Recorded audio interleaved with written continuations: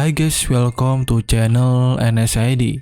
Di video kali ini kita akan masuki cerita pada chapter 1 Light Novel of Lord volume 15. Dan kita akan difokuskan pada sudut pandang kehidupan Ainz di Nazarick. Apa yang Ainz rencanakan dalam acara liburannya bersama Aura dan Mare, dan diskusi apa saja yang Ainz lakukan di saat ingin mengunjungi 3 elf yang merupakan mantan budak.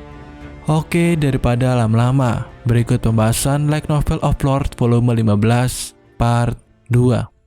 Saat ini di Nazarick, Ainz selesai membaca isi dari kumpulan dokumen dan kembali ke halaman pertama untuk mencap stempel pribadinya.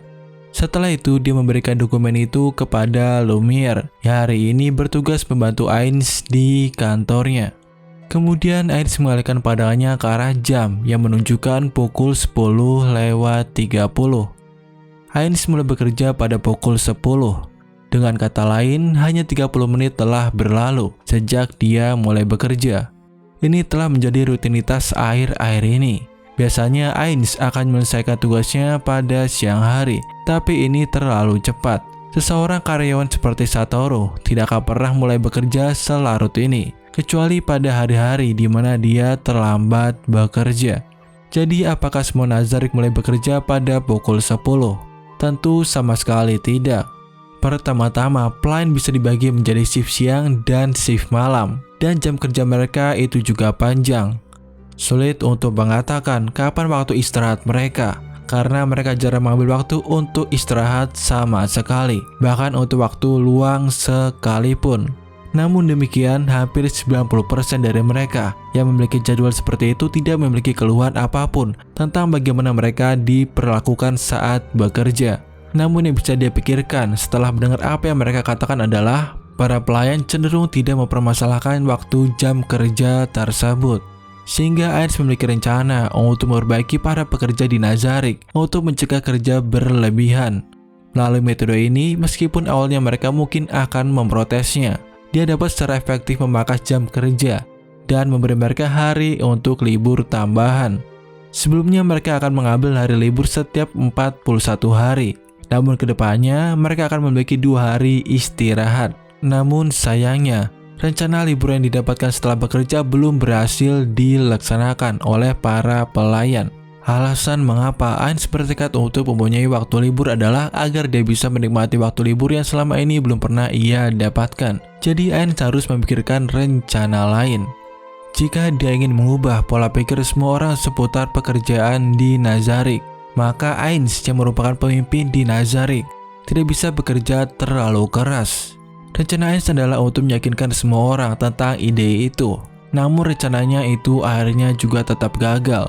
Penduduk Nazarick malah berpikir ini adalah hak yang diberikan Ainz untuk tidak bekerja. Jadi bagian dari tugasnya yang dia tunda harus diselesaikan olehnya. Hasilnya adalah satu-satunya tugas Ainz adalah memberikan persetujuannya.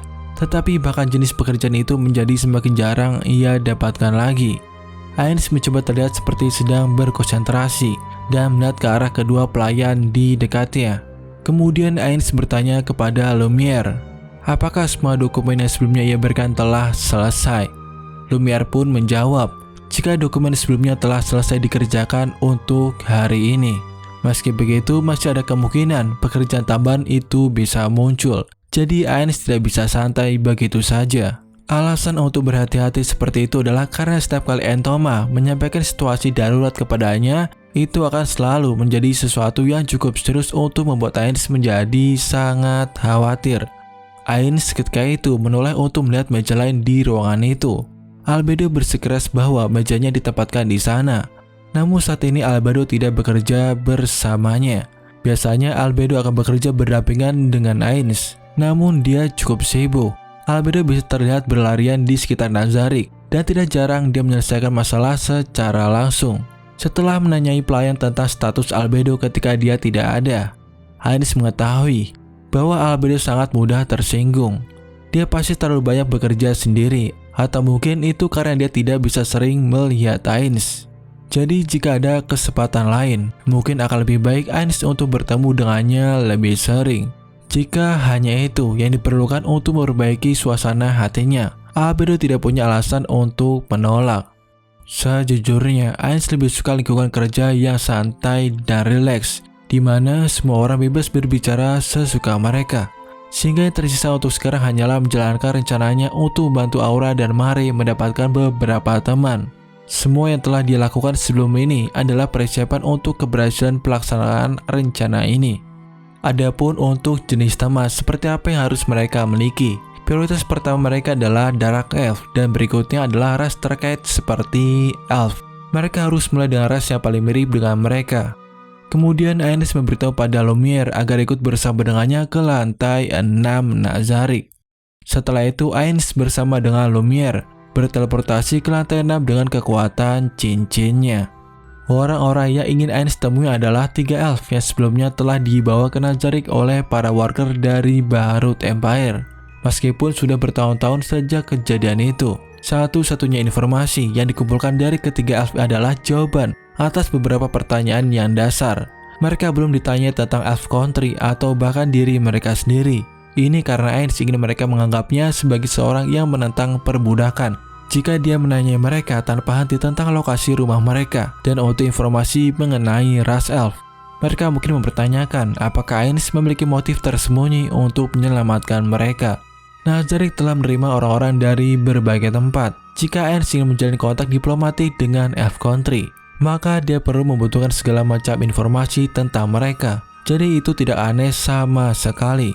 Saat ini, Ainz dan Lumiere sedang berjalan di terowongan yang gelap dan lebih jauh di depan seharusnya ada arena melingkar di lantai 6. Ketika Ainz berjalan untuk mengunjungi lokasi Aura, Ainz melihat sosok Aura di kejauhan dan tampaknya dia telah menyadari keberadaan Ainz dan menyapanya dengan gembira. Ketika Aura bertemu dengan Ainz, dia menanyakan mengenai niat dari kunjungan Ainz di lantai 6 Nazarick. Di saat Aura tersenyum, Ainz pun menjawab, alasan dia mengunjungi lantai 6 tidak lain karena ia ingin bertemu dengan para elf. Mendengar jawaban dari Ainz, Aura berniat menjemput para elf tersebut. Namun Ainz meminta pada Aura untuk terlebih dahulu mengantarkannya melihat tempat yang paling banyak berubah di lantai 6. Karena pada rumput adalah tempat yang paling banyak berubah. Jadi Aura akan membawa Ainz ke sana.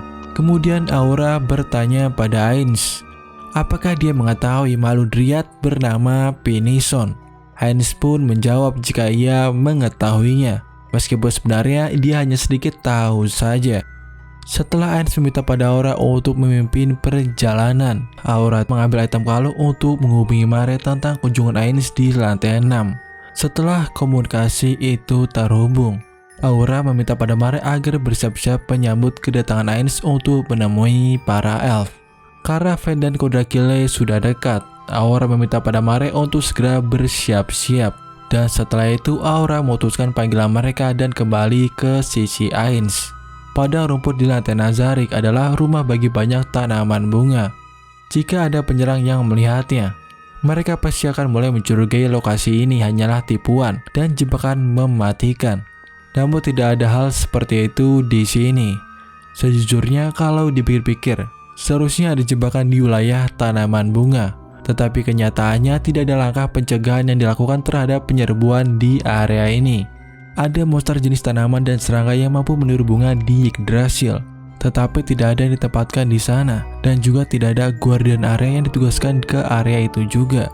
Pada awalnya memang ada rencana untuk mengisi tempat itu dengan jebakan. Penyerang yang mencapai lantai 6 mungkin tidak akan menerima fakta bahwa padang rumput itu hanyalah padang rumput biasa. Mereka akan berhati-hati tetap berada di kejauhan dan kemudian menggunakan serangan untuk membakar seluruh area ini. Oleh karena itu, pada waktu itu ada pembicaraan tentang penanaman bunga yang bisa merespon api dan menyebarkan racun yang mematikan atau melumpuhkan seseorang. Rencana itu didesain ulang karena pertentangan yang kuat dari 3 anggota wanita di Gold, yang pada akhirnya menghasilkan keputusan kalau area ini hanyalah pada rumput pada umumnya. Sebanyak 12 kuncup bunga yang cukup besar untuk menelan seseorang bermunculan secara tiba-tiba di padang rumput. Mereka terlihat cukup aneh, atau lebih tepatnya mereka tampak seperti pertanda buruk. Ainz mencari-cari melalui ingatannya. Di dunia ini banyak makhluk yang tidak diketahui oleh Ainz. Dia juga memikirkan tentang makhluk yang tampak serupa dari Yggdrasil. Saat mereka melihat sekeliling, kuncup bunga terbesar terbuka secara bertahap. Aura memberitahu pada Ainz jika makhluk wanita seperti bunga itu adalah Alraune Lord yang merupakan pemimpin dari rasnya. Di saat Alraune Lord mengucapkan salam pada Ainz dan Aura, makhluk lain di samping Alraune Lord juga mulai mendekat.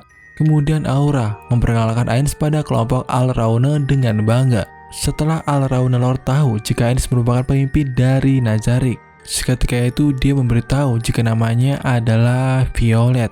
Seketika itu Ainz melirik ke arah padang rumput. Meskipun dia berpikir bahwa Alraune akan menghalangi penglihatannya, pemandangan di sekitarnya tidak jauh berbeda dibandingkan dengan apa yang bisa dia lihat dari awal. Saat Ainz melangkah maju, dia meminta pada Aura untuk membawanya ke para elf. Dan setelah itu Aura naik ke atas Fenrir bersama Ainz. Di saat tujuan mereka sudah dekat, Ainz bisa melihat di antara cabang-cabang pohon yang besar terdapat tempat tinggal Aura dan Mare. Dalam beberapa detik, di depan mereka ada dataran yang luas, dan di tengah-tengah dataran itu adalah pohon raksasa. Berdiri di depan sebuah lubang di batang pohon, terdapat Mare dan ketiga elf. Mereka ada di sana untuk menyambut kedatangan Ainz. Ainz tidak yakin kapan tepatnya Aura berbicara dengan Mare. Mereka mungkin telah menunggu cukup lama. Itu karena Ainz tidak menjadwalkan waktu kunjungannya. Mare mengenakan pakaiannya yang biasanya. Untuk para elf di sisi lain mengenakan pakaian yang cukup polos. Setelah Fenrir membawa mereka ke tempat di mana keempat orang itu berada, Ainz berterima kasih pada mereka karena telah datang dan menyambut dirinya. Tidak peduli siapa yang Ainz lihat, semua orang justru tampak gugup. Pertanyaannya adalah apakah mereka takut atau mungkin ada hal yang lainnya. Hanya untuk memastikan sebentar, Ainz memeriksa apakah disper auranya itu aktif. Karena dia tidak menunjukkan permusuhan atau niat untuk membunuh mereka, mereka seharusnya tidak takut padanya. Ketika seseorang sekali Ainz menunjukkan emosi yang kuat, orang-orang di sekitar mereka akan sangat menyadarinya dan merasakan rasa takut yang sangat luar biasa. Untuk menghindari hal ini, dia telah meminta bimbingannya dari Cocytus. Tetapi Ainz masih saja belum bisa membaca niat jahat orang lain dengan baik. Oke, itulah pembahasan untuk part 2 kali ini. Jangan lupa like, share, subscribe, and see you next time.